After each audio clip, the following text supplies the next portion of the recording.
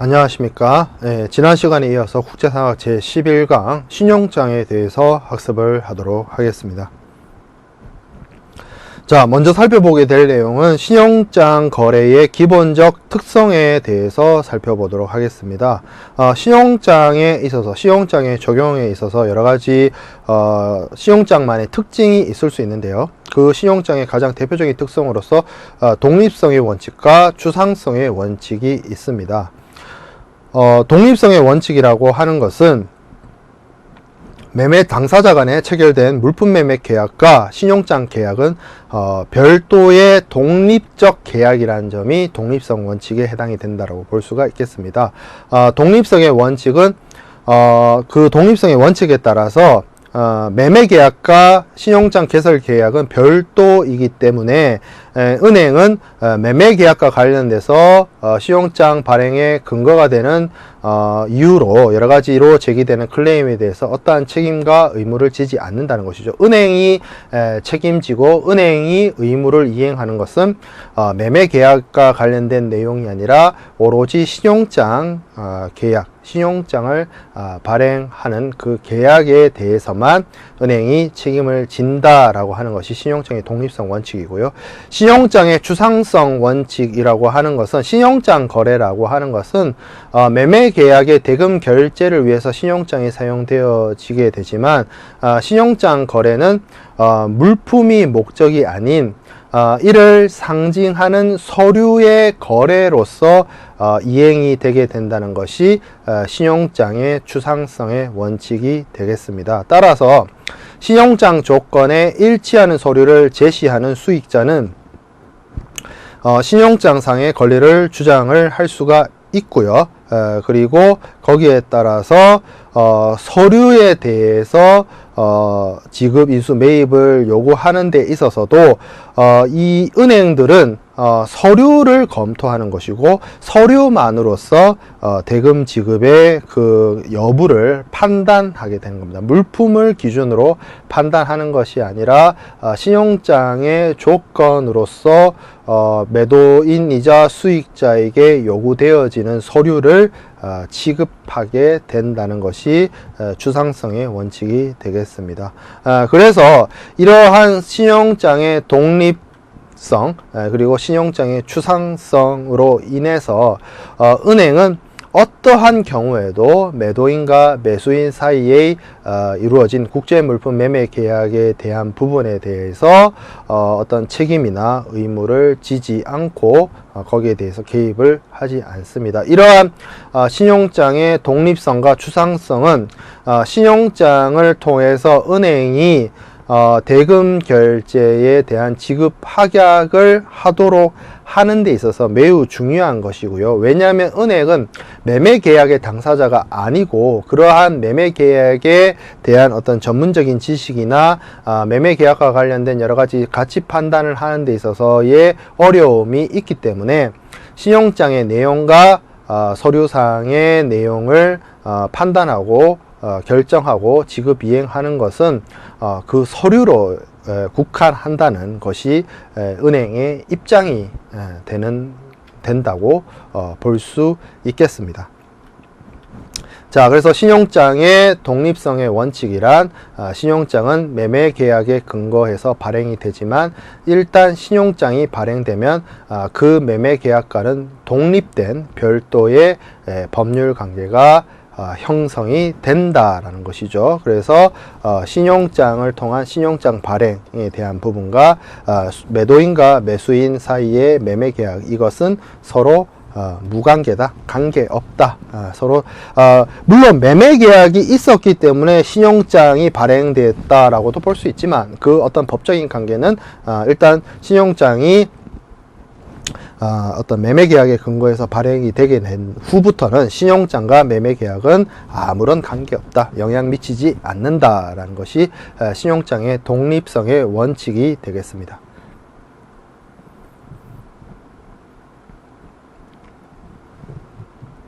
자, 그리고 신용장의 추상성의 원칙이라고 하는 것은 매매 계약에 따른 물품에 대한 어떤 부분, 그래서 실제로 수출자가 컴퓨터를 보내주기로 했는데 빈 상자를 보내는 이러한 매매 계약이 이행이 있었다 하더라도 서류가 완벽하면 이 서류와 물품의 매매 계약관계는 아무런 관계가 없기 때문에 서류가 완벽했다라고 한다면 이 신용장 발행은행이나 지정은행은 서류만을 취급하기 때문에 이 서류만을 가지고 물품이 실제로 제대로 된 게 왔느냐 안 왔느냐는 문제가 아니라 서류만 완벽하게 구축이 되어 있다면 거기에 대해서 서류만을 심사해서 서류에 대한 부분으로서 대금 지급을 하겠다라고 하는 것입니다. 물품을 제대로 검사하고 체크해야 되는 부분은 매매 계약의 당사자인 매수인의 역할인 것이지 신용장 발행은행은 서류만을 바라보고 서류만을 심사해서 서류에 대해서 대금 지급을 하겠다라고 하는 것이 신용장의 추상성의 원칙이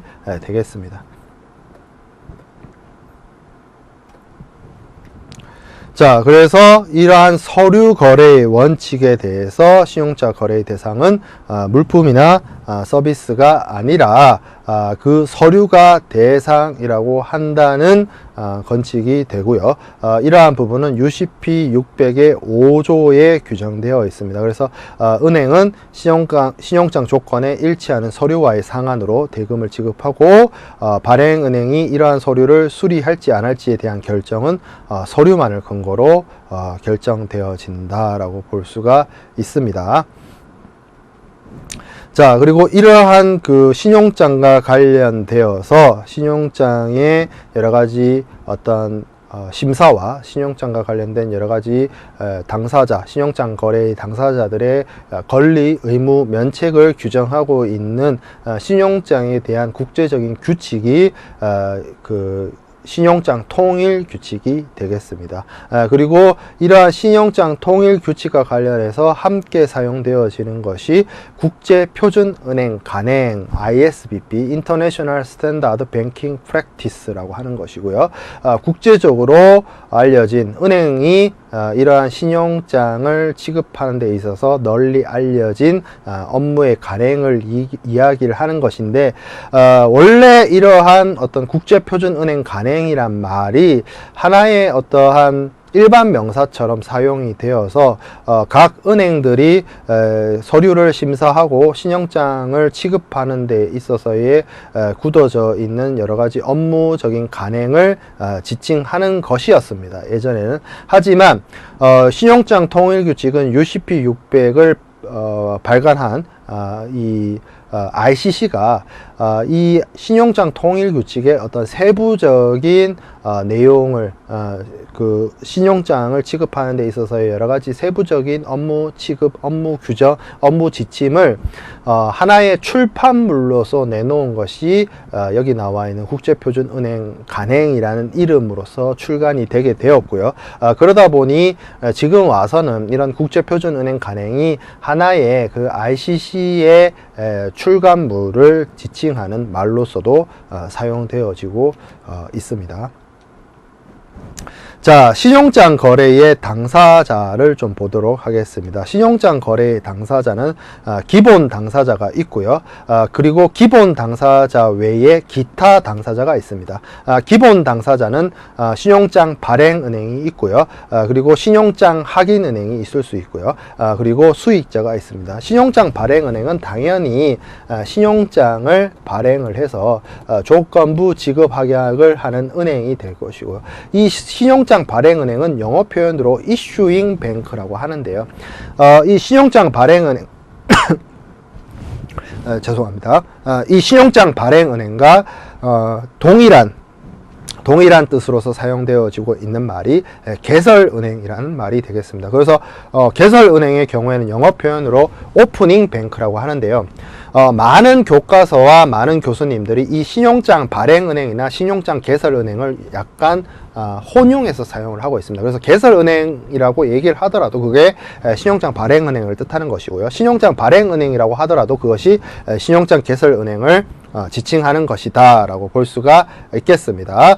그리고 한어음 관계에 있어서 수출자가 한어음을 발행을 하기 때문에 제가 앞에서 지난 시간에 설명을 드렸던 것처럼 한어음 관계에서는 신용장 거래에서는 이 신용장 발행은행이자 개설은행이 신용장에 대한 어음 지급인 드로위가 되는 것이죠. 자, 그 다음에 확인은행이 있습니다. 확인은행은 신용장의 확인에 대해서 뒤에서 학습을 하게 되겠지만 이 신용장에 대한 수익자가 신용장 발행은행에 지급하게 대해서 전적으로 신뢰하지 못하게 되는 경우에는 다른 은행의 지급 약정을 추가적으로 요구할 수가 있게 됩니다. 그래서 그렇게 추가되어지는 신용장 발행은행 이외의 은행의 지급 약정을 신용장 확인이라고 하고요. 그러한 신용장 확인을 하는 은행을 확인은행이라고 이야기를 합니다. 확인은행의 경우에는 이제 영어 표현으로는 confirming bank라고 하고요. 이러한 확인은행의 경우에는 여기서는 있는 경우 이렇게 얘기를 하고 있는데 신용장 확인은행은 당연히 기본 지급 약속을 하는 것이기 때문에 신용장 기본 당사자에는 해당이 됩니다만 모든 신용장 거래에서 신용장 확인이 이루어지는 것이 아니고 신용장 확인이 이루어진 경우 그래서 확인은행은 신용장 확인이 있었을 경우에만 신용장 거래의 기본 당사자가 된다라는 점이에요. 만약에 신용장 확인이 없다면 이 확인은행도 없기 때문에 기본 당사자에 해당되지 않게 됩니다. 그때는 신용장 거래의 기본 당사자는 발행은행과 수익자만이 기본 당사자가 되겠죠. 그리고 이제 수익자입니다. 베네피시어리라고 하고요. 이 사람은 우리가 지난 시간에도 얘기를 했다시피 신용장의 조건부 지급 확약의 수혜를 입는 사람이란 뜻에서 수익자라는 표현을 쓰고요. 이 사람이야말로 수출업자이자 매도인이자 한어음을 발행하는 사람이자 물품을 보내는 송화인이자 이 신용장을 사용하고 수령하는 사람이 되겠습니다. 그래서 이 신용장 발행은행 혹은 개설은행과 수익자 이 매도인 수출업자가 이 신용장 거래의 당사자가 되고요. 기본 당사자가 되고요. 그 외에 기타 당사자가 있습니다.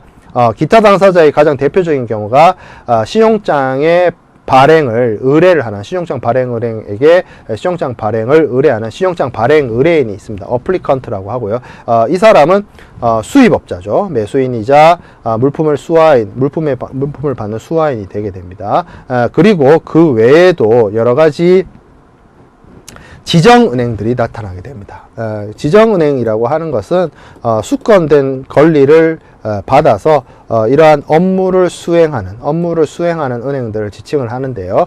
이러한 은행들은 여기서 나타나고 있는 것처럼 하나의 은행이 이런 모든 업무를 수행할 수도 있고요. 별도의 은행이 업무를 수행할 수도 있고요. 보통 이 수익자가 있는 수출국 내에 어떤 발행은행으로부터 상한 약정이나 이런 것을 통해서 수권받은 은행들이 아니면 지정 매입 신용자의 경우에는 어떤 매입을 수권을 받았거나 이런 식으로 수권을 받아서 권리를 받아서 이런 업무를 할 수 있도록 권리를 받아서 그러한 업무를 수익자를 상대로 진행을 하는 그러한 은행들이 여기 있는 지정은행들이 되겠습니다. 그래서 신용장이 발행이 되었을 때 수익자에게 신용장 발행 사실과 신용장의 제조건에 대해서 통지 역할을 수행하는 신용장 통지은행과 그리고 이 지급신용장의 경우 지급신용장 혹은 연지급신용장에 있어서 신용장상의 지급을 수익자에게 이행하기 위한 지급은행이 있을 수 있고요.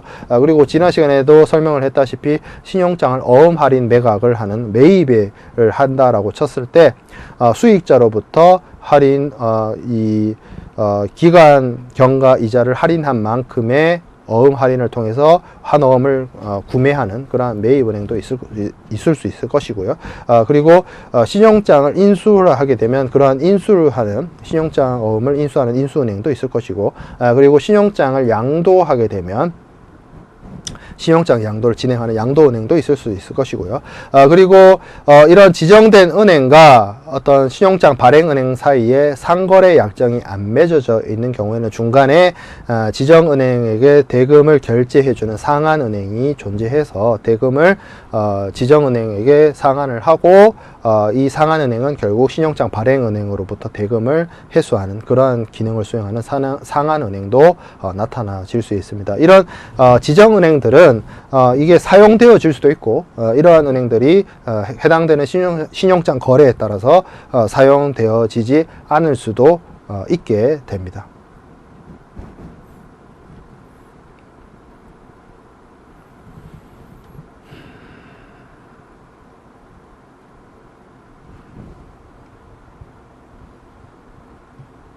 자, 그 다음에 우리가 살펴보게 될 부분은 지급 이행과 매입과 상환입니다. 제가 앞에서 지급, 인수, 매입 은행에 대해서 이야기를 했는데요.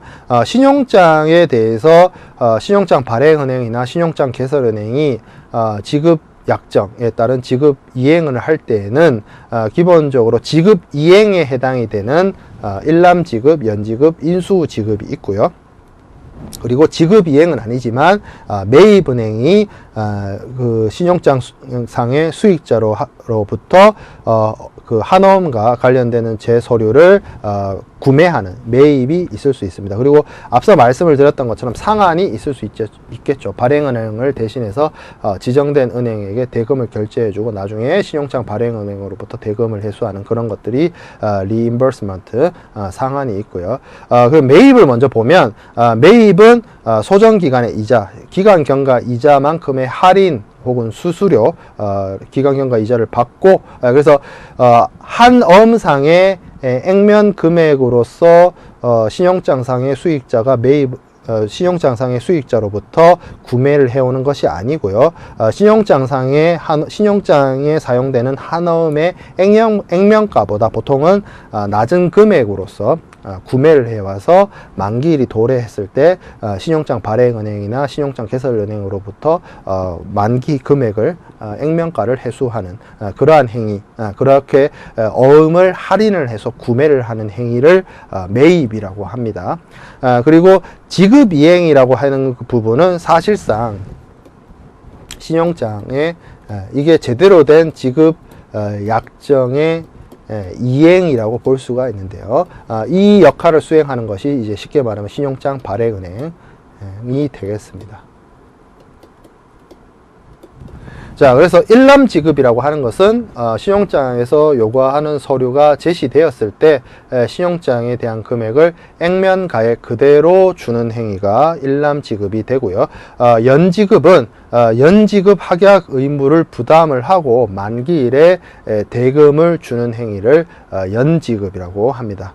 그리고 인수지급은 우리가 앞에서 인수도 지급 추심에 DA를 우리가 학습을 했죠. DA를 학습을 했다시피 그 어음에 대해서 어음의 권리 의무 관계를 받아들이고 이것을 이제 법적인 의무의 채권 채무 관계에 대한 부분을 받아들이고 그 어음 내에 적혀 있는 만기일이 도래했을 때 그 지급 약속을 이행을 하겠다라는 것이 인수죠. 어음 인수죠. 그래서 수익자가 발행한 한어음을 만기일에 대금 주겠다라고 약속하는 것이 되겠습니다.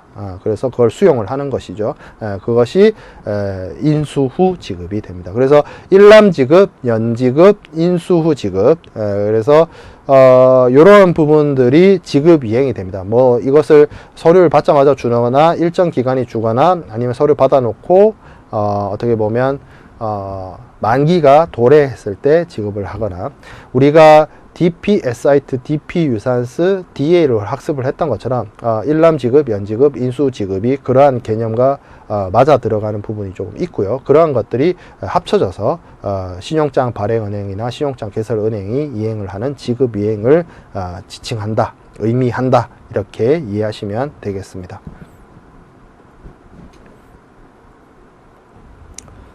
자, 그러면 그 다음에 우리가 살펴보게 될 내용은 신용장의 종류입니다. 신용장은 기본적으로 상업신용장과 여행자 신용장 이렇게 나눠서 살펴볼 수가 있고요. 그리고 기본적으로 상업신용장이라고 하는 것은 우리가 사용되고 있는 무역대금 결제를 위해서 사용되는 모든 신용장을 상업신용장이라고 이야기를 합니다. 그 다음에 사용되어질 수 있는 게 여행자 신용장입니다. 여행자 신용장이라고 하는 것은 지금은 크레딧 카드를 많이 사용을 하기 때문에 해외 여행자들이 이런 여행자 신용장 트래벨러스 체크를 사용을 많이 하지 않는데요. 해외에 놀러를 나갈 때, 해외 여행을 나갈 때 여러 가지 현금을 실제로 많이 가지고 있으면 여러 가지 소매치기나 이런 것들로부터 위험할 수가 있겠죠. 그래서 이 어떤 신용장과 관련된 이런 여행자 신용장과 관련된 의뢰를 받았을 때 개설은행이 나중에 이러한 어음에 대해서 매입을 할 수 있게끔 해주는 그러한 것이 이제 트래블러스 크레딧이 되고, 지금은 이게 많이 사용되지는 않고 있고요. 신용장보다는 어떻게 보면 신용카드가 어떻게 보면 신용카드도 신용장이라고 볼 수 있습니다. 신용카드도 어떻게 보면 지금 내가 당장 현금을 주는 것이 아니라 만기일 후에 이 은행을 통해서 쉽게 말해서 이런 거죠. 신용카드가 있으면 원래대로라고 하면 현금을 줘야 되는데 현금을 안 주고 신용카드를 주죠. 그러면 이 신용카드에 대해서 결제가 이루어지게 되면 소비자가 있고 판매자가 있다라고 치면 신용카드사 은행이나 신용카드사가 대금을 먼저 주고 소비자로부터는 만기일에 카드 결제일이 있죠. 카드 결제일에 이 신용카드나 은행들이 대금을 소비자로부터 받는 것이기 때문에 어떻게 보면 이 신용카드, 크레딧 카드도 한 신용장의 한 종류라고 볼 수가 있겠습니다. 그런 의미가 있고요. 자, 무역거래에서는 또 많이 사용되는 것이 화환신용장입니다. 화환신용장. 화환신용장이라고 하는 것은 수익자가 발행한 한어음에 신용장이 요구하는 운송서류, 여기서 말하는 운송서류는 당연히 BL이 되겠죠. 그리고 하나오면 당연히 Bill of Exchange. 그래서 Bill of Exchange와 Bill of Lading을 함께 사용을 해서 요 두 서류가 함께 첨부되어 있는 신용장을 말합니다. 즉 수출업자가 발행한 한어음에 신용장의 조건과 일치하는 운송서류가 첨부되어서 대금 결제를 하여야만 이 물품의 권리가 취하되어 있는 권리증권인 운송서류 BL을 넘겨받을 수 있도록 하는 그러한 방식이 하환신용장이고요. 이러한 하환신용장을 이용해서 대금 결제를 하는 방식이 지난 시간에도 말씀을 드렸던 하환 치결제도,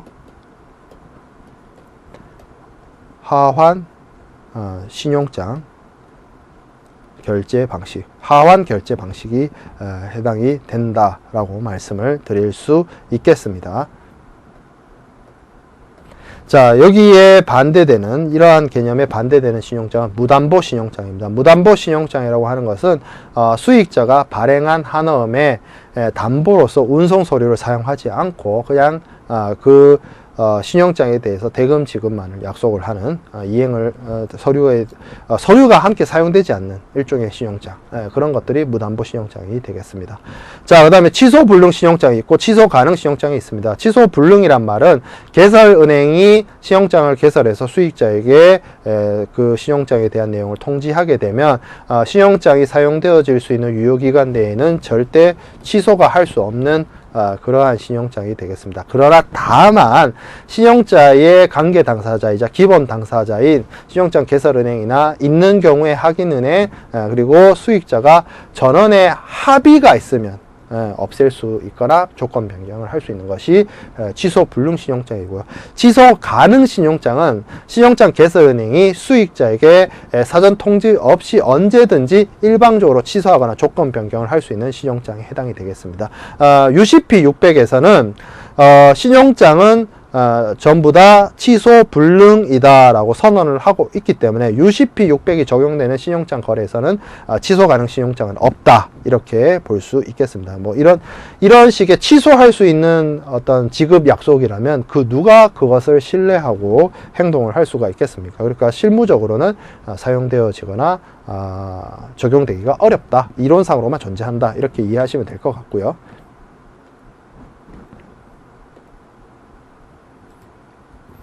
자, 그리고 확인신용장은 개설은행 이외에 제3의 은행이 수익자가 발행하는 한엄의 지급인수 매입을 재합약하는, 그래서 앞에서 말씀드렸던 신용장의 확인은행의 확인, 컨퍼메이션이 있는 신용장을 확인신용장이라고 합니다. 기본적으로 이러한 확인신용장이 아닌 경우에는 신용장 발행은행, 신용장 개설은행만의 확약이 있습니다만, 이러한 신용장의 확인이 추가된 확인신용장의 경우에는 신용장 개설은행과 신용장 확인은행 이중에 지급 보증이 갖춰져 있다, 이렇게 말씀을 드릴 수 있겠습니다.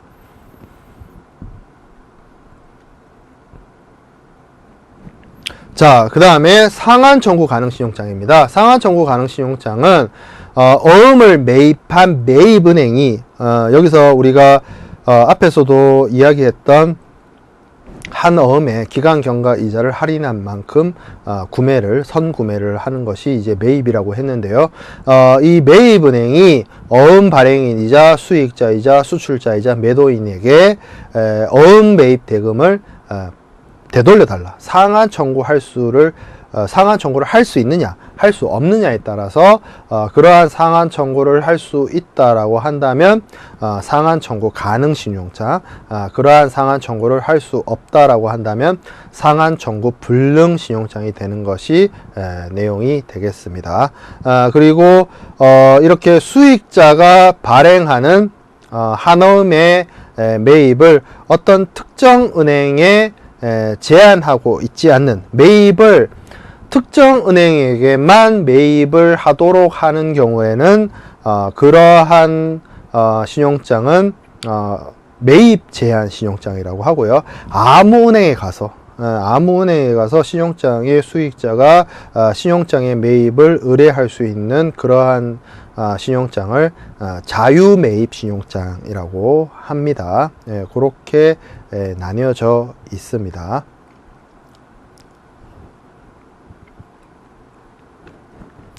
자, 그 다음에 양도 가능 신용장과 내국 신용장이 있습니다. 양도 가능 신용장이라고 하는 것은 수익자가 신용장을 제3자에게 양도할 수 있느냐의 여부에 따라 나눈 것으로서 양도 가능 신용장 (Transferable Credit은) 최초의 수익자가 신용장 금액의 일부 또는 전부를 제3자인 제2차 수익자에게 양도할 수 있도록 허용한 신용장입니다. 이것은 뒤에서도 이야기를 하겠지만 기본적으로 수출자인 수익자가 신용장의 지급 약속에 따라서 대금을 받죠.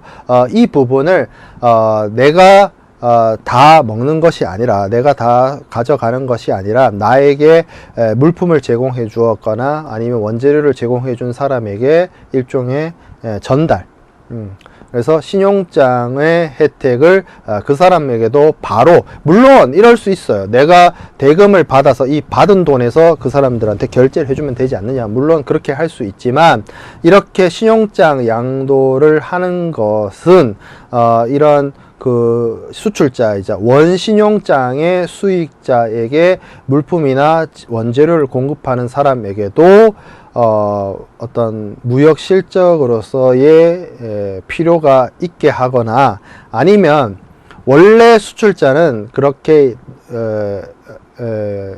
원래의 그 신용장의 원신용장의 수익자는 원래 의미의, 원래 본래의 본인으로서의 수출의 매매계약의 당사자가, 수출자로서의 매매계약 당사자가 아니라 신용장상의 수익자는 이 수출자의 어떤 대리인이 신용장 거래의 당사자가 되거나 했을 때 이 원수익자가 그 자신에게 물품이나 제품이나 여러 가지를 공급을 했던 사람에게 신용장에 대한 수익을 넘겨주고자 할 때 사용하는 것이 양도 가능 신용장이 되겠습니다.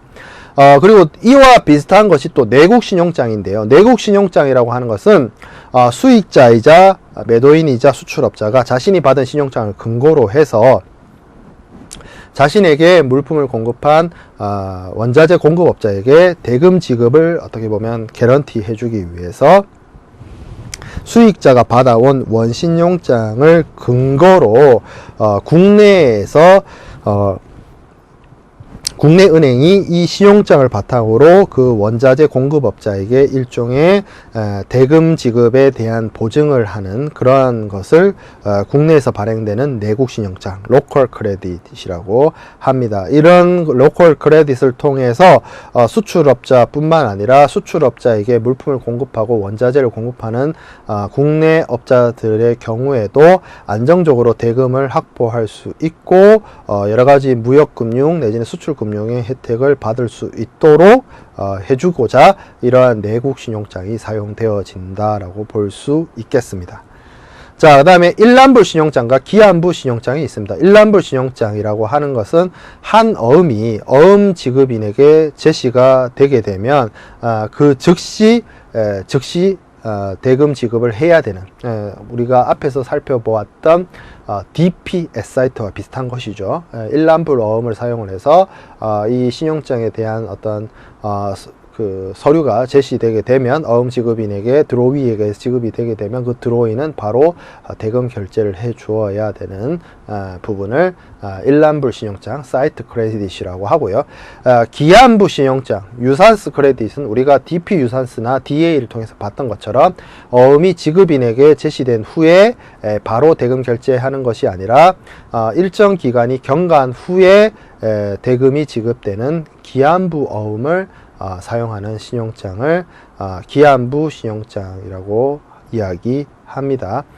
그래서 기한부 신용장은 기본적으로 어음의 종류에 따라 일란불, 정기불과 일부후 정기불, 확정일불이 있습니다. 이것은 뭐냐면 이 어음이 발행된 후로부터 혹은 어음이 어음을 접수하게 된 날로부터 며칠 뒤에 혹은 일부 후의 경우에는 어음이 발행된 날로부터 며칠 뒤에 확정일불의 경우는 어떤 특정한 날짜에 대금에 대한 기간을 부여하고 거기에 대해서 만기일이 도래해서 대금을 지급을 해야 된다라고 하는 것이 기한부 신용장이 되겠습니다. 기한부 신용장을 사용하게 되면 기본적으로 어떻게 보면 수출자보다는 수입자 쪽에서 유리하다라고 볼 수가 있겠죠. 대금을 바로 결제해 주는 것이 아니라 기간이 지난 다음에 결제를 해주게 되기 때문입니다. 자, 그 다음에 매입신용장이 있습니다. 매입신용장은 우리가 앞에서 이야기했던 것처럼 어음을 매입할 수 있도록 허용하고 있는 경우를 매입신용장, 네고시에이션 크레딧이라고 하고요. 이 매입을 정식 이름으로는 네고시에이션 이렇게 얘기를 하지만 줄여서 네고 이렇게 얘기를 하기도 하죠. 그래서 어음 경과, 어음의 기간 경과 이자만큼을 제외한 할인된 금액으로서 매입 은행이 신용장상의 수익자로부터 어음과 관련된 제 서류를 구매를 했고 만기일에 이러한 신용장에 대한 지급을 이행하는 당사자로부터 상한을 받는 그러한 방식으로 그 중간에 수수료를 먹는 수수료의 이익을 취득하는 그러한 것이 이제 매입은행의 역할이 되겠습니다. 그것이 이제 매입신용장에 사용되는 경우고요. 지급신용장은 기본적으로 신용장상에 지정되어 있는 지정은행인 지급은행, 페잉뱅크에서 신용장의 조건에 일치하는 서류를 제시하면 페이먼트, 이거는 뭐 구매가 아니고요. 매입하겠다는 것이 아니라 지급, 완전한 의미에서 지급 이행을 하겠다는 것을 뜻합니다. 그런 것들이 약속이 되어 있는 신용장을 지급신용장이라고 하고요. 이러한 지급신용장의 경우에는 뭐 하려면 할 수 있습니다. 한어음의 매입을 불가능시킨 것은 아니고요. 수익자의 거래은행이 매입을 할 수가 있습니다. 이 경우에는 매입신용장의 경우에 처럼 매입은행이 신용장 개설은행으로부터 지급 확약을 받은 것이 아니기 때문에 수익자의 신용도에 따라서 매입은행이 여러가지 계산과 여러가지 뭐 기간 경과 이자 이런 것들을 할인을 해서 매입을 하게 되는 것이죠. 그래서 지급 신용장에 의해서 발행이 된 경우에는 어차피 기간이 뭐 이게 기간이 있는 것이 아니고 S사이트에서 신용장 개설은행이나 신용장 발행은행이 지급 이행을 하는 것이기 때문에 굳이 지급 신용장의 경우에는 여러 가지 액면가보다 낮은 금액으로 할인을 하면서까지 어떻게 보면 수익자 입장에서 매입을 의도적으로 할 필요는 없기 때문에 지급 신용장의 경우에는 매입으로서 사용되지 않고 그냥 지급 이행으로서 대금 결제를 대금을 회수한다라고 볼 수 있겠습니다. 자, 그 다음에 전대 신용장이 있습니다. 전대 신용장은 레드 클로즈, 붉은 조항이 있다라는 뜻인데요. 이것은 선적 서류가 발행되기 이전에 신용장의 금액을 은행이 수익자에게 먼저 지급한다. 선지급하는 신용장을 전대 신용장, 레드 클로즈 LC라고 합니다. 그래서 이 선적 전에 물품 대금을 은행이 이 수익자에게 먼저 지급했다라는 조건, 내용을 붉은색 글씨로 표시를 했기 때문에 붉은 조항 신용장, 레드 클로즈 LC라고 하고요. 이 경우에는 어떻게 보면 수출자에게 유리하죠. 물품에 대한 준비 이전에 대금을 회수할 수 있기 때문에 그러한 의미에서 전대 신용장이 사용이 되고, 수익자 입장에서는 그 선대 자금으로 상품을 먼저 집하하고 포장, 그러니까 돈을 먼저 받아서 그걸 통해서 물품을 준비한다는 의미에서 패킹 크레딧이라고 이야기하기도 합니다.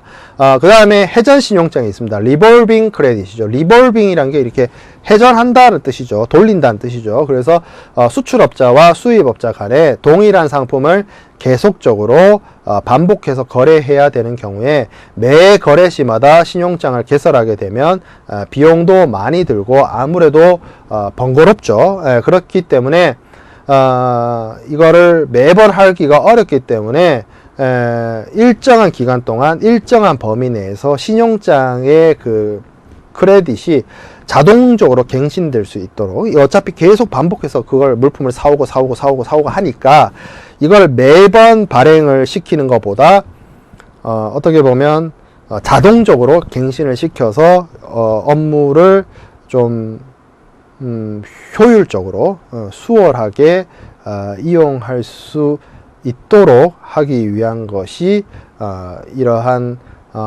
회전신용장에 해당이 된다라고 말씀드릴 수 있겠습니다. 자, 그 다음에 구상무역신용장입니다. 구상무역이라고 하는 것은 우리가 물물교환의 그 다음 발전 단계로서의 서로 수출과 수입의 관계가 이렇게 물물교환처럼 서로 대응되는 의무로서 이행되는 것을 우리가 구상무역이라고 하는데요. 그러한 구상무역에서 사용되는 특수한 신용장이 구상무역신용장이 되겠습니다. 가장 대표적으로 백투백 크레딧이 있는데요. 우리말로는 동시개설 신용장이라고 합니다. 우리가 보통 야구 같은 데서 한 팀에서 타자가 나와서 홈런을 치고 그 다음 타자가 나와서 또 연달아서 홈런을 치는 것을 백투백 홈런 이렇게 얘기를 하는데요. 그런 것처럼 동금액의 수출, 수입 신용장이 동시에 개설되어야 되는 경우를 동시개설 신용장, 백투백 크레딧이라고 합니다. 그래서 일정한 금액의 수입 신용장이 개설되면 그 신용장은 반대 국가의 수출국의 동액의 수출 신용장이 발행되어야만 서로 유효하게 되는 그러한 신용장이 동시개설 신용장이 되겠습니다. 자, 그 다음에 토마스 신용장이 있습니다. 이것은 수출업자와 수입업자가 상호 일정액을 신용장을 발행하기로 약속을 하고, 따라서 일방이 먼저 신용장을 발행한 경우에 상대방은 거기에 대응해서 동일한 금액의 신용장을 나중에 개설하겠다라고 하는 보증서를 제출해야 서로 신용장을 유효하게 만드는 것이라고 볼 수가 있겠습니다. 이 토마스라는 말은 일본 무역 상사의 어떤 전신 약호를 따라서 토마스라고 명칭하게 되었다라고 합니다. 자, 그 다음에 기탁 신용장이 있습니다. 에스크로우 크레딧이 있습니다. 수입업자가 신용장 개설 시에 신용장 조건으로 그 신용장에 의해서 발행되는 어음의 매입대금을 수익자에게 지급하지 않고 이것을 계정에 넣어 두었다가 이제 나중에 반대로 원신용장 신용장의 발행국으로부터 어떤 물품을 사올 일이 있으면, 수입하는 경우에 있으면 그 계정에 있는 돈으로 대금 결제를 치르게 하는 그러한 경우를 기탁 신용장, escrow credit이라고 이야기를 합니다. 자, 그래서 우리가 신용장의 종류에 대해서 쭉 한번 살펴보았습니다. 뭐 여기서 사용되는 종류들이 모두 다 실무적으로 많이 사용되는 것은 아니고요. 뭐 이렇게 학문적으로 나눠 보았을 때 다양한 종류의 신용장들이 사용되어진다라는 점을 우리가 체크해 볼 수 있었습니다. 자, 그 다음에 살펴보게 될 내용은 신용장의 사용 절차에 대해서 한번 보도록 하겠습니다. 가장 신용장의 사용 절차에 있어서 가장 먼저 일어나는 일은 당연히 매매 계약에 따라서 신용장상의 발행 의뢰인, 매매 계약에서의 수입자이자 매수인인 발행 의뢰인이 신용장 발행 은행, 신용장 거래 은행에 대해서 신용장의 발행을 요구하는 것을 신용장 발행 의뢰라고 하겠습니다. 그래서 여기서 신용장의 발행이라는 것은 매매 계약상의 신용장에 의한 대금 결제를 약정했다. 이건 기본적으로 매도인과 매수인 간에 신용장을 통해서 대금 결제를 하겠다라는 약속이 있어야 되겠죠. 그리고 그 약속에 따라서 매수인은 거래 외국한 은행과의 약정에 따라서 수입 대금을 결제를 하기 위한 신용장을 발행을 하고 발행을 의뢰하고 발행은행이 여기에 따라서 신용장을 발행하는 것을 말합니다. 이렇게 신용장이 발행되게 되면 매매계약상의 신용장에 의한 대금 결제를 약정하게 되면 매수인은 그 외국 거래은행과의 약정에 따라서 수입 대금의 결제를 위한 신용장 발행을 자신의 거래은행에게 의뢰를 하게 되고요. 그 은행은 당연히 이에 따라서 신용장을 발행을 하게 됩니다. 그래서 이렇게 신용장이 발행이 되게 되면 기본적으로 발행은행 입장에서는 자신의 고객인 발행 의뢰인에게 하나의 여신 행위를 제공하는 것이 돼서 보통은 뭐 수수료를 요구하거나 아니면 담보를 요구하게 되고요. 그리고 이러한 발행은행의 신용장 발행은 조건부 지급 하약이기 때문에 무조건적으로 채권 채무가 형성이 되는 것은 아니고요. 수익자이자 수출자이자 매도인이 신용장에서 요구되어지는 조건을 충족을 시켰을 때 거기에 대해서 발행은행이 지급할 약정을 하는 것이기 때문에 일정한 조건의 충족 여부에 따라서 발행은행과 수익자 사이에 채권 채무 관계가 생겨난다라고 볼 수 있겠습니다. 자, 그래서 신용장의 발행은 보통 어떻게 되느냐? 매수인이자 수입자이자 발행 의뢰인이 발행은행에게 신용장 발행 의뢰를 하게 되면 그것을 발행할지 여부에 대한 부분은 발행은행이 판단을 하게 되고요. 그래서 발행을 하기로 결정이 되었다면 수출자이자 매도인이자 수익자의 거래은행이라고 할 수 있는 지정된 통지은행을 따라서 지정된 통지은행에게 뭐 항공우편이라든지 아니면 여러 가지 약식 전신 후에 내용을 보낸다든지 아니면 정식 전신이라든지 암호문이라든지 아니면 유사신용장이라든지 세계은행 간 금융전산망이라고 하는 스위프트를 통해서 그 내용과 그 조건을 통지하게 됩니다. 물론 지금 현대의 실무적으로 신용장 발행은행의 통지와 관련해서는 은행들 간에 거의 뭐 외국한 거래 은행들 간에 거의 상거래 약정이 다 이루어져 있고 전산망이 다 연결되어 있기 때문에 이 스위프트 세계은행 간 금융전산망을 통해서 이러한 관련된 내용들이 전달되어지게 되고 이렇게 내용들을 전달받은 통지은행은 자신의 고객인 수출자이자 매도인이자 수익자에게 신용장의 개설 사실과 신용장의 조건과 신용장의 내용에 대해서 통지를 이행을 하게 되겠습니다.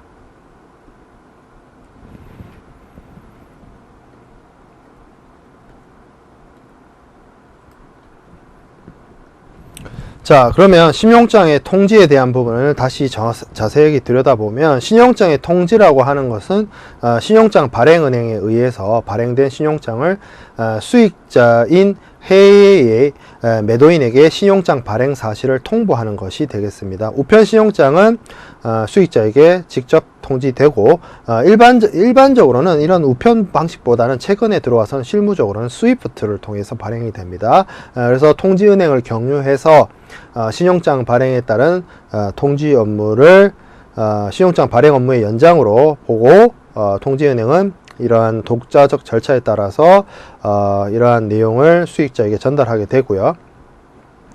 UCP 600에서는 통지은행이 단순하게 이러한 신용장 내용이 전달되었을 때 그냥 뭐 중개 역할만 하는 것이 아니라 통지은행에게 이 신용장의 제조건이나 이러한 부분에 대해서 외관상의 진정성에 대해서 확인할 것을 의무를 부과하고 있습니다. 그래서 그러한 의무가 강화되어 있다는 점이 또 특징이고요. 이는 통지은행이 최소한의 어떤 신용장의 진위 여부, 그리고 외관상의 조건, 신용장의 외관상 조건에 대해서 통지은행이 조금 확인을 해야 될 필요가 있다라는 점을 UCP 600에서 규정을 하고 있다는 점이 되겠습니다. 자, 그 다음에 신용장 확인입니다. 우리가 앞에서도 제가 확인은행에 대해서 그리고 확인 신용장에 대해서 이야기를 했는데요. 신용장의 확인이라고 하는 것은 발행은행 이외에, 신용장 개설은행 이외에 제3의 은행이 발행은행과는 독립적으로 어음의 지급 인수 매입을 약속하는 것을 말합니다. 그래서 확인은행은 보통 수익자가 소재하고 있는 지역의 발행은행과 예치한 거래 약정이 맺어져 있는 은행이 대상이 되고요. 이러한 확인은행이 확인을 하게 되면 신용장을 원래 발행한 발행은행과는 별개의 독립된 약속을 수익자에게 제공해 주는 것이 되게 되므로 수익자의 입장에서는 발행은행과 확인은행으로부터 양쪽으로 이중으로 결제에 대한 지급 약속을 확약을 받는 셈이 되어서 신용장의 확인은 어떻게 보면 확인은행이 수익자에 대해서 발행은행과의 별도의 독립적 채무를 지는 것을 의미를 합니다. 그래서 이 독립적 채무를 진다고 해서 확인은행이 수익자에게 대금 지급을 하면 그걸로 끝나는 것은 아니고, 확인은행에게도 나중에 대금을 상환해야 되는 의무를 발행은행이 부담을 합니다. 결국 확인은행은 수익자가 봤을 때는 발행은행도 지급해준다고 개런티 하는 것이고, 확인은행도 나한테 지급해주겠다고 개런티를 해주는 것을 양쪽에서 보증을 받아서 내가 안심하고 물품을 준비하고 물품을 선적해서 서류를 준비할 수 있게끔 하게 만드는 것이고요. 이 은행과 은행 사이, 그러니까 발행은행과 확인은행 사이에서는 그래도 최종적으로 지급을 해야 되는 의무 약정을 가지고 있는 것은 확인은행이 아니라 발행은행이기 때문에, 확인은행이 이러한 대금 지급에 대한 확인을 통해서 수익자에게 대금을 지급했을 때 이 확인은행으로부터 상환 청구가 들어갔을 때는 발행은행이 확인은행에게 대금 지급을 이행을 해야 되는 부분이 있겠습니다.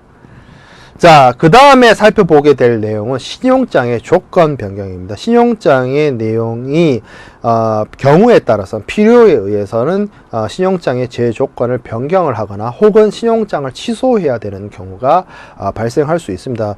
신용장이 발행된 이후에 당사자들의 여러 가지 어떤 상황이나 대외 환경이 바뀌게 되었을 때는 그러한 어떤 변화에 따라서 부득이하게 신용장을 없던 일로 하거나 아니면 신용장에 적혀 있는 그러한 내용들을 바꾸는 필요가 있을 수 있겠죠. 그런 경우에 이제 신용장의 조건 변경이 이루어지게 되는데, 기본적으로 신용장의 조건 변경을 하게 되려면 신용장 거래의 기본 당사자라고 할 수 있는 발행은행과 수익자 사이에 합의가 이루어져야 되게 됩니다. 무역거래 계약, 그러니까 매매 계약의 당사자라고 할 수 있는 수입자이자 발행 의뢰인은 신용장 거래의 기본 당사자가 아니기 때문에 신용장의 조건 변경이나 신용장의 취소의 당사자가 아닙니다. 그러나 이 신용장 자체를 신용장 발행 의뢰인이 신용장 발행은행에게 발행을 요청해서 발행이 된 것이죠. 그렇기 때문에 만약에 발행 의뢰인은 신용장의 기본 당사자가 아니라서 신용장의 조건 변경이나 취소를 요구할 수 없다 하더라도 은행을 통해서 자신의 거래은행인 신용장 발행은행을 통해서 신용장의 조건 변경이나 취소에 대한 요청을 할 수가 있기 때문에 뭐 간접적으로 참여할 수 있는 권한이 있다는 것이고요. 원칙적으로는 신용장의 발행은행과 취소 조건의 변경의 당사자인 발행은행과 그리고 수익자, 그리고 확인은행은 확인이 이루어진 경우에만, 확인은행이 있는 경우에만, 전원의 동의가 있는 경우에 신용장 조건의 취소와 신용장 조건의 변경이 가능하다라고 볼 수 있겠습니다.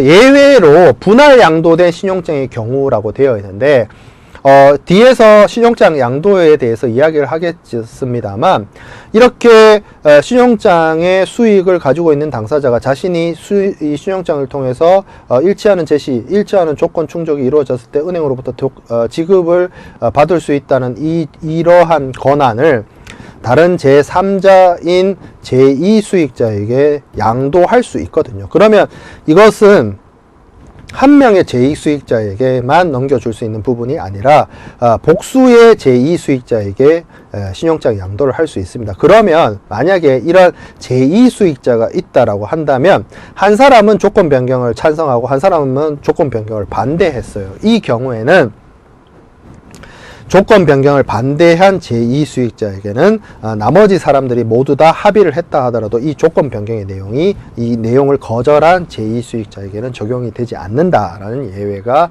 규정이 되어 있습니다.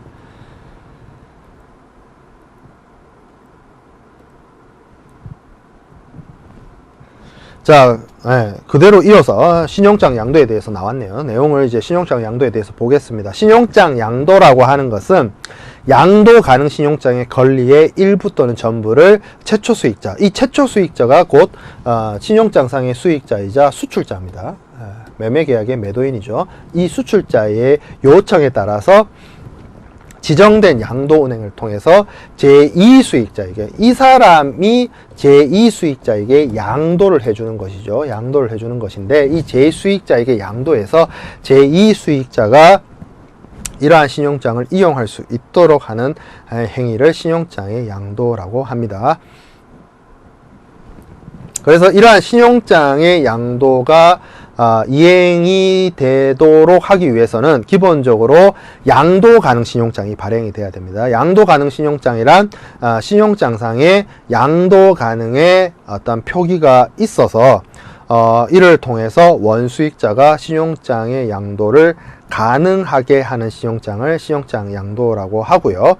UCP 600에서는 양도 가능 신용장이라는 것은 기본적으로 신용장상의 양도 가능이라고 특별히 명기하고 있는 신용장을 이야기합니다. 그래서 그리고 UCP 600에서는 양도 가능 신용장은 수익자, 수출자죠. 이 사람이 수출자죠. 이 사람의 요청에 의해서 전부 또는 일부를 다른 수익자, 두 번째 수익자에게 사용될 수 있도록 하는 것이 양도 가능 신용장이라고 규정이 되어 있는데요.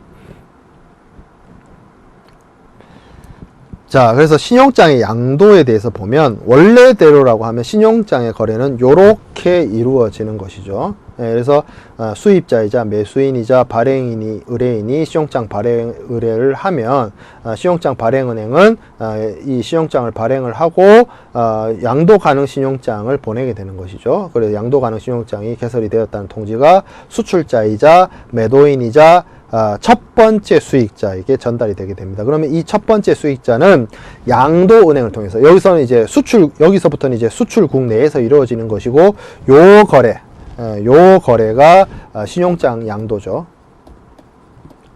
여기는 원래 정상적인 원신용장에 대한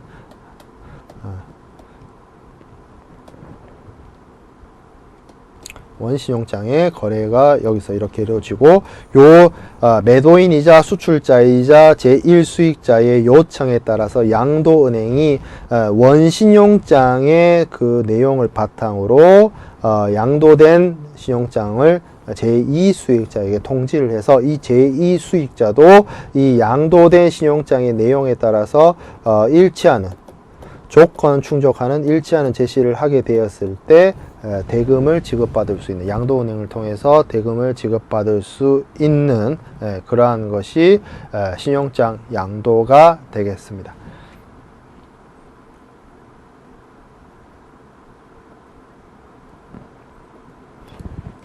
자, 그런데 이렇게 신용장이 양도되어서 사용되어지게 되면 몇 가지가 우리가 체크해야 되는 내용들이 있는데, 물론 이러한 내용들은 전부 다 UCP 600을 기초로 이제 그 내용이 규정되어지는 부분이 되겠습니다. 그래서 이 제1수익자, 이 사람이 이제 원래 수출자이자 매도인이죠.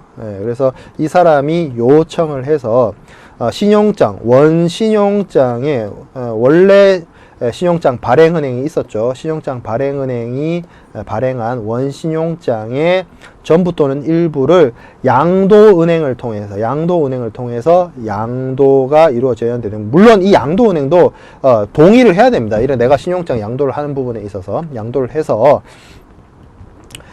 둘 이상의 제2수익자에게 나눠서 분할 양도할 수 있습니다. 물론 한 명의 제2수익자에게도 양도할 수 있고요. 아니면 복수의 제2수익자에게 양도할 수 있다는 점이죠. 그래서 이렇게 수익자를 나누면 이 사람들이 결국 이 제1수익자에게 물품을 판매하거나 원자재를 조달시키는 그런 사람들이 되겠죠. 그래서 이런 사람들한테 양도은행을 통해서 신용장 대금을 분할해서 이렇게 일부를 이렇게 지급할 수 있도록 하게 되는 것이고요. 여기서 중요한 점은 이 제2수익자는 제3수익자에게 이 사람들이 재양도하는 것은 절대 불가능합니다. 다만 재양도는 불가능하지만 양도를 반환하는 것은 가능합니다. 이 제2수익자가 내가 더 이거를 이행을 하지 못하겠다라고 해서 제1수익자에게 돌려주는 행위를 하는 것은 그것은 가능하다는 것이죠. 왜 그러냐면 제1수익자는 이 제2수익자에 이어서 오는 subsequent beneficiary로 보지 않고 그냥 first beneficiary로 보기 때문에 제2수익자가 제1수익자에게 양도 반환하는 것은 가능하다. 하지만 제2수익자가 제3수익자에게 재양도하게 하는 것은 불가능하다라는 점이 신용장 양도의 주의점 중에 하나가 되겠습니다.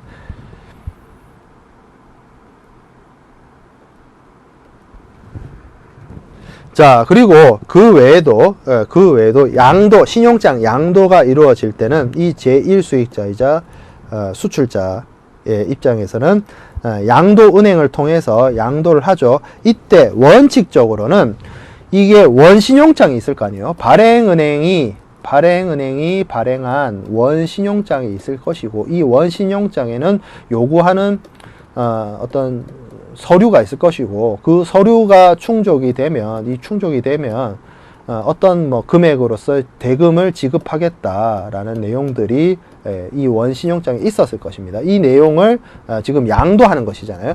그래서 반드시 이 양도신용장과 신용장의 양도의 내용과 원신용장의 내용은 기본적으로 동일한 조건으로 이루어져야 됩니다. 동일 조건으로 이루어져야 되는데, 다만 금액이나 기간을 단축하는 것은 가능합니다. 금액이나 단가나 유효기일이나 선적일 후에 서류 제시기일이나 선적기일이나, 그러니까 날짜나 금액을 단축하는 것은 가능해요. 나머지는 다 동일한 조건으로 해야 되는데 금액하고 날짜는 줄이는 게 가능합니다. 왜? 자, 금액이라고 생각을 해봅시다. 예를 들어서 원신용장에는 발행은행이 제1수익자에게 지급하는 대금에 대해서 예를 들어서 뭐 100불이라고 이렇게 되어 있었다라고 칩시다. 그러면 이 제1수익자는 물품을 구매하거나 아니면 원자재를 구매해가지고 물품을 제조하거나 아니면 그대로 물품을 판매하는 것이죠. 근데 내가 이 제1수익자가 신용장 발행은행, 즉 수입자로부터 신용장을 통해서 100불을 받기로 했는데 이 100불을 그대로 제2수익자한테 넘겨주게 된다라고 하면 제1수익자는 중간에서 벌어들이는 돈이 없게 되는 것이죠. 그러니까 당연히 중간 마진을 먹겠죠, 제1수익자. 그러니까 아무리 다른 조건이 다 동일하다 할지라도 원신용자의 대금 지급의 금액이 100불이었으면 양도신용장의 경우에는 이 제1수익자의 중간 마진을 제외한 만큼의 뭐 한 80불이라든지 뭐 한 70불이라든지 이런 금액이 기록되어지게 될 것입니다. 그렇기 때문에 신용장의 원신용장의 조건과 양도신용장의 어떤 내용이 신용장 양도가 되었을 때의 그 대금에 대한 다른 조건들이 다 동일하다 할지라도 대금, 단가, 금액에 대한 부분은 좀 단축되어져야 된다는 것이고, 기간에 대해서도 만약에 선적일이나 어떤 물품의 유효기일이라고 쳤을 때, 예를 들어서 제1수익자는 7월 20일까지 물품을 준비해야 된다라고 한다면, 이 유효기간을 제2수익자도 7월 20일에 유효기간을 부여했을 때, 실제로 정말 이 제2수익자가 7월 20일까지 준비를 해버리면 제1수익자는 업무를 진행할 시간이 없는 것이죠. 그렇기 때문에 예를 들어서 7월 20일이라고 했을 때 제2수익자는 7월 15일까지 뭐 기간을 여기서는 뭐 한 달의 기간을 주었다라고 한다면 여기는 한 20일 이런 식으로 기간의 단축은 가능하다는 겁니다. 이게 업무적으로 어떻게 보면 이 사람들이 물품의 공급자이거나 아니면 원자재 공급을 하는 당사자이고, 이 사람들은 제1수익자는 이러한 물품이나 원자재를 공급을 받아서 물품을 수출하는 당사자이거나 제조 가공을 하는 사람이기 때문에 기간이나 단가에 있어서의 어떤 그 중간 마진을 획득할 수 있도록 금액이나 기간은 단축 가능하게 해야 된다는 부분이죠. 자, 그 다음에 보험 부보의 비율을 증가시킬 수 있습니다. 이 부분은 이렇게 생각을 해봐야 돼요. 우리가 UCP의 보험 서류와 관련된 수리 요건에서 물품 대금의 110%의 보험 부보를 할 수 있다라고 하고 있습니다.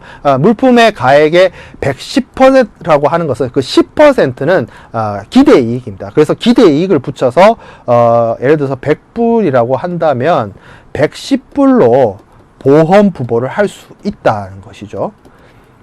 근데 제가 앞에서 그런 얘기를 했어요. 이 신용장 양도를 할 때 이 제2수익자에게 제시되는 금액이나 단가는 당연히 이 100불보다는 낮은 금액으로 해야 된다고 했죠. 80불. 근데 80불이라고 했다라고 쳤을 때 물품은 여기서 그대로 이 사람한테 가서 그대로 판매된다라고 했을 때 가치는 같은 물건이에요. 물품의 실질적인 가치는 같은 동일한 물건인데 여기서 1로 넘어갈 때는 가격이 80이고 여기서 1로 넘어갈 때는 가격이 100이란 거죠. 근데 여기서 보험을 110%를 하게 되면 88밖에 안 돼요. 실질적으로 100을 전부 다 커버치지를 못하죠. 그렇기 때문에 보험을 부보할 때는 이 금액에서 110%를 하는 것이 아니라 여기에 110%를 맞춰 주어야 되기 때문에 80불이 110불이 되려고 그러면 최소한 130%, 140%의 부보 비율을 나타내게 됩니다. 그러니까 보험을 하려고 한다면 이 원 신용장의 금액이나 단가에 맞춰서 부보를 해야 되기 때문에 보험 부보의 비율, 보험 금액이나 보험 가액을 올리는 것이 아니고요. 보험을 드는 부보 비율을 증가시킬 수 있다는 것입니다. 그게 또 보험과 관련된 이슈가 있고요. 자, 그 다음에 발행 의뢰인의 명의를 변경 가능합니다. 기본적으로 이 사람이 물품을 준비하죠. 그러면 이 사람이 예를 들어서 BL을 발행하거나 할 수 있습니다. 그럼 거기에 서류에 이 사람의 이름이 적혀 있죠. 제2수익자. 그런데 이 재수익자의 이름이 적혀 있는 대로 최종적인 수입자에게 가버리면 수입자가 아마 그 다음부터는 제1수익자를 통해서 거래를 하지 않고 바로 다이렉트로 이 제2수익자와 거래하고자 할 겁니다. 그렇기 때문에 신용장에서 발행 의뢰인이 제2수익 이 발행 의뢰인이나 이 선적 서류에 있는 어떤 명의를 요 제2수익자로 하지 않고 제1수익자의 이름으로 바꿔치기, 이름을 바꿔서 이 사람의 존재를 이 사람 수입자에게 드러나지 않도록 명의를 바꿀 수 있다는 거죠. 나머지 조건들은 다 동일한데 그 이름을 바꿔치기를 해서 일종의 무역 거래의 중간 중개무역이나 이런 것들을 가능하게끔 신용자 양도를 신용장 양도의 발행 의뢰인 명의 변경이 가능하도록 규정이 되어 있습니다. 자, 그 다음에 우리가 살펴보게 될 내용들은 신용장과 관련된 여러 가지 규칙 및 법규에 대한 내용입니다. 가장 대표적으로 신용장과 관련된 국제 규칙은 하한 신용장에 관한 통일 규칙이라고 하는 UCP 600이 되겠습니다. 원래대로라고 하면 UCP 700이 나와야 되는 게 맞거든요. 왜냐하면 UCP도 이 10년 주기 개정을 계속 해 왔었는데 2007년도에 시행이 된 UCP 600의 마지막 버전을 끝으로 그 이후부터 신용장 통일 규칙에 대한 부분은 개정이 이루어지지 않고 있어요. 아무래도 이 신용장에 대한 사용이 점차 줄어들게 되면서 그러한 부분에 대한 어떤 업무나 간행에 대한 반영으로서 이러한 부분 신용장 통일 규칙의 사용이나 이런 부분들이 줄어들게 된 것이 아닌가라는 판단을 하게 됩니다. UCP 600은 그 이후에 개정이 되고 있지 않고요. 그 외에도 이 신용장과 관련해서 전자적 형태의 신용장이 사용되어졌을 때 업무를 어떻게 사용을 하느냐에 대한 부분적인 추가 보칙으로서 이 UCP가 있습니다. 그래서 이 UCP를 통해서 전자적 제시에 대한 어떤 여러 가지 보칙이 규정이 되어 있고요. 그 외에도 제가 앞에서 말씀을 드렸던 것처럼 어떤 일반 명사처럼 사용되어지던 각 은행들의 신용장 업무와 관련된 국제표준은행 간행이 ISBP라는 이름으로 출간이 되었습니다. 그래서 ICC가 처음에는 2002년도에 최초 버전을 이제 발행을 했고요. 2013년도에 ISBP의 두 번째 버전, 2차 개정이 이루어져서 그러한 각 은행들이 신용장을 취급하는 데 있어서의 여러 가지 업무나 지침들을 규정하고 있는. 그래서 사실 보면 UCP 600 이 UCP 700으로 개정되지 않은 이유 중에 하나는 이러한 ISBP의 출간과 ISBP의 개정에도 원인이 있지 않을까 그렇게 생각을 하고 있습니다. 그리고 ISBP의 경우에는 UCP 600보다 훨씬 더 많은 내용을 규정하고 있기 때문에 UCP 600보다는 좀 더 세부적이고 좀 더 자세하게 디테일하게 내용들이 규정이 되어 있다라고 볼 수 있겠습니다. 그리고 하한 신용장을 사용을 했을 때 우리가 뭐 상한은행이 됐든 하긴은행이 됐든 은행들 간에 서로 간에 대금을 상환해야 되는 문제가 있었죠. 그래서 그러한 문제에 대해서 규율하기 위한 것이 URR, 하한 신용장에 관한 은행 간의 대금 상환에 관한 통일 규칙이 있고요. 그리고 보증신용장이란 것이 있습니다. 보증신용장은 일반적인 신용장하고는 다르고요. 일종의 지급보증과 같은, 일반적인 지급보증과 같은 신용장인데 그러한 일반적인 형태가 아닌 보증신용장만을 위한 국제규칙이 ISP 98이라고 해서 1998년도에 발행된 보증신용장 통일 규칙이 존재합니다. 그 외에도 신용장과 함께 사용되어지는 하나음과 관련된 국제규칙, 이것도 여전히 ICC가 발행한 우리가 지난 시간에 학습을 했던 추신과 관련된 통일규칙 URC 522 URC 522가 있고요. 그 외에도 각국의 입법이나 각국의 국내 강행법에 의해서 신용장이나 하나음과 관련된 내용들을 규정하고 있는 미국 통일상법전, 미국의 강행 국내법이죠. 그리고 영국의 하나음법, 이런 것들이 존재합니다. 이런 것들을 통해서 신용장에 대한 사용과 신용장에 관련된 권리 의무 면책, 당사자들의 권리 의무 면책에 대한 내용들이 이러한 국제규칙이나 강행적인 국내법에 의해서 규율되고 규정되어 있다는 점이 중요한 포인트가 되겠습니다. 자, 그 다음에 우리가 살펴보게 될 부분은, 이 부분은 조금 별도로 논의되어야 되는 부분인데요. 수입 화물 대도에 대한 부분입니다. 트러스트 리시프트라고 하는데요. 이것은 매수인에 대해서 매수인의 거래은행인 신용장 발행은행이 매수인을 향해서 일종의 신용을 공여해 주는 행위가 되겠습니다. 그래서 수입화물 대도라고 하는 것은 신용장 발행은행이 대금 결제하기 전에 물품을 수입자가 찾아갈 수 있도록 운송 서류를 매수인에게 넘겨주고요. 그러면 매수인은 물품을 바로 찾을 수 있겠죠, 운송인으로부터. 그래서 물품을 처분을 해서 그걸 통해서 대금을 확보해서 은행에게 물품에 대한 대금을 상환하는 그러한 방식이 수입화물 대도가 되겠습니다. 물론 은행이 입장에서는 물품을 먼저 빼주기 때문에 이 물품에 대한 어떤 대금에 대한 담보권 확보에 어려움이 있을 수는 있으나, 기본적으로 이를 통해서 대금을 확보해야만 은행이 먼저 선지급한 수익자에게 선지급한 대금에 대한 회수를 할 수 있는 부분이기 때문에, 여러 가지 신용도가 깊거나 아니면 이 수입 대금과 관련된 금액만큼의 담보를 수입자에게 요구를 해서 그런 담보가 있을 경우에 먼저 물건을 빼주게 하여서 그 화물을 처분한 금액으로 수입자가 신용장 대금을 결제할 수 있도록 해주는 방식이, 그러니까 이거는 수입화물 대도는 수출자, 즉 신용장상의 수익자하고는 아무 상관이 없는 문제예요. 그냥 신용장 발행은행과 수입자 사이에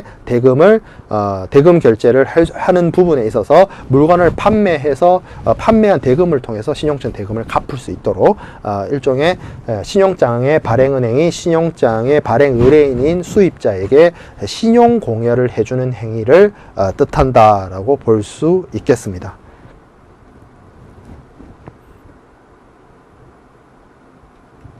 자, 그리고 신용장 통일 규칙에 대한 부분인데요. 신용장 통일 규칙에 대한 어떤 세부적인 조항이나 그 내용을 학습하는 것은 이 수업인 국제상학 수업의 어떤 난이도나 국제상학 수업의 역할에 비해서 좀 너무 깊은 내용이 된다라고 판단이 되고요. 그래서 아마 무역 결제론이라든지 대금 결제론, 아니면 신용장론이라든지 무역 실무 분야의 다른 심화 어떤 강론 수업에서 이러한 UCP 600의 주요한 내용들, 원문에 대한 정보를 학습해 볼 수 있을 거라고 판단이 됩니다. 그래서 이 무역실무 국제상학 수업에서는 신용장 통일규칙에서 규정되어 있는 신용장의 정의와 그리고 이 신용장 통일규칙 2조에 규정되어 있는 여러 가지 용어에 대한 정의를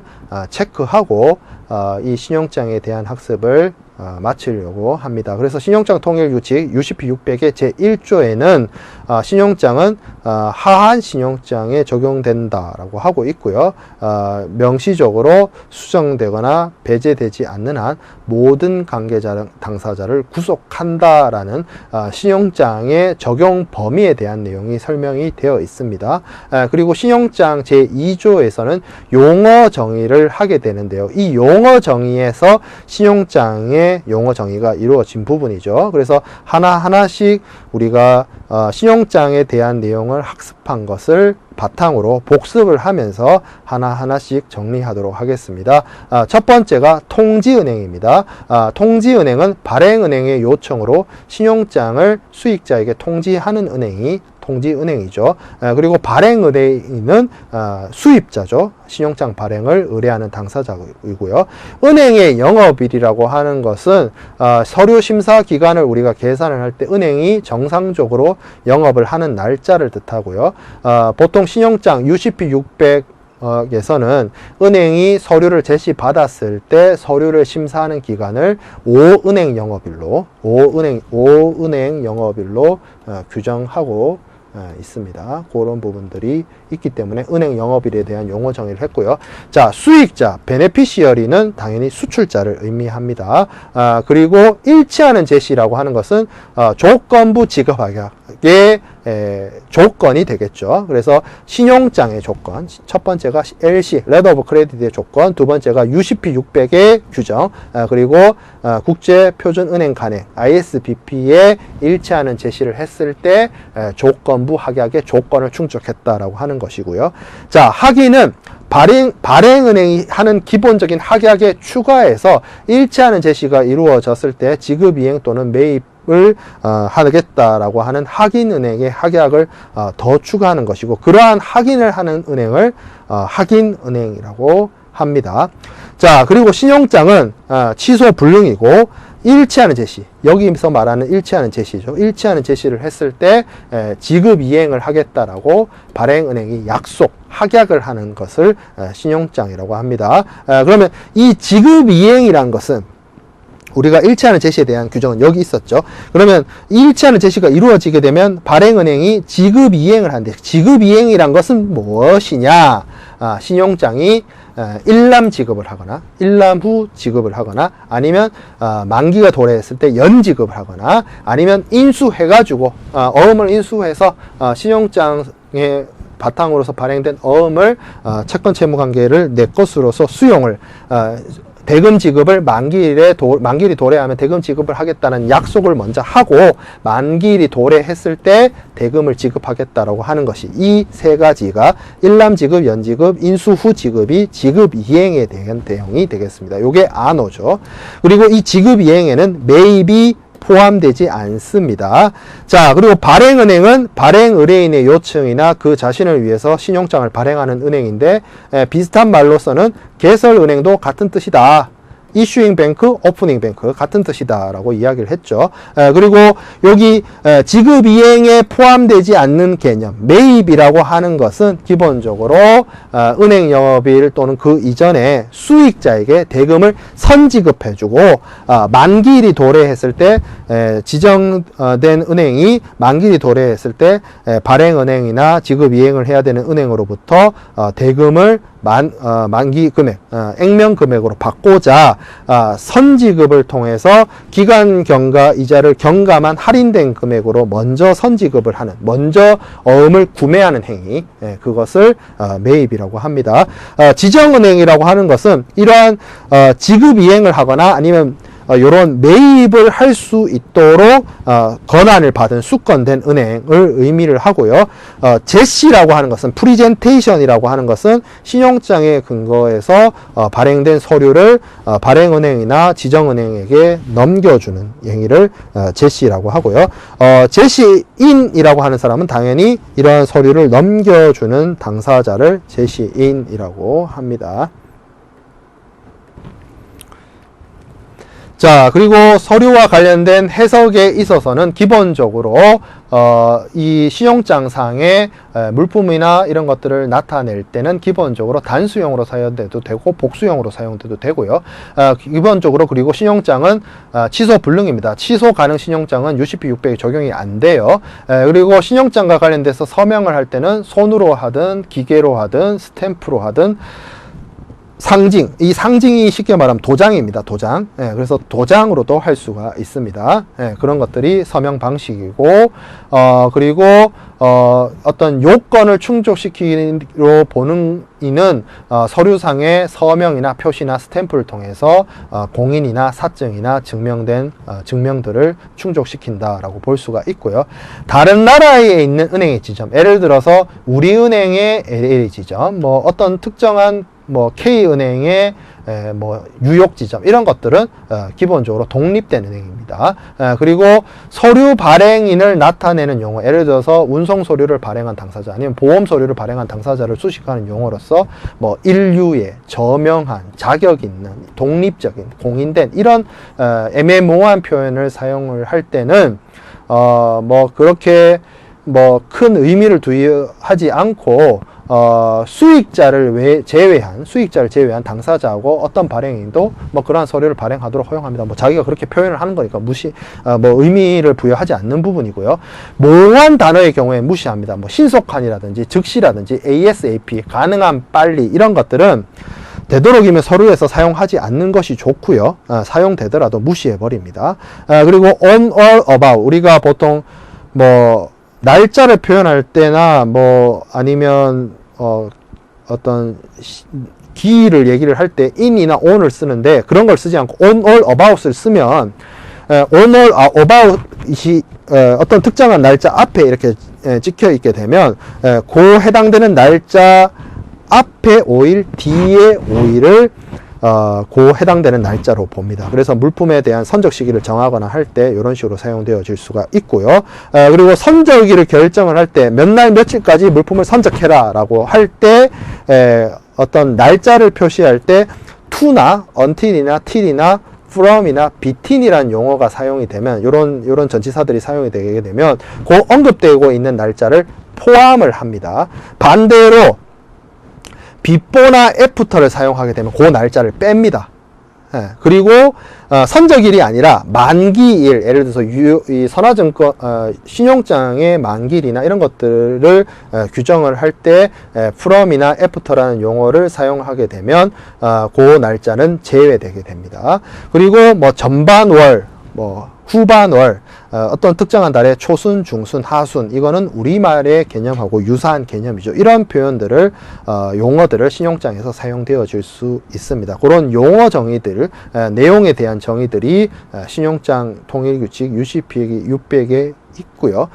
이러한 내용들을 바탕으로 많은 내용들이 UCP 600에 규정이 되어 있습니다.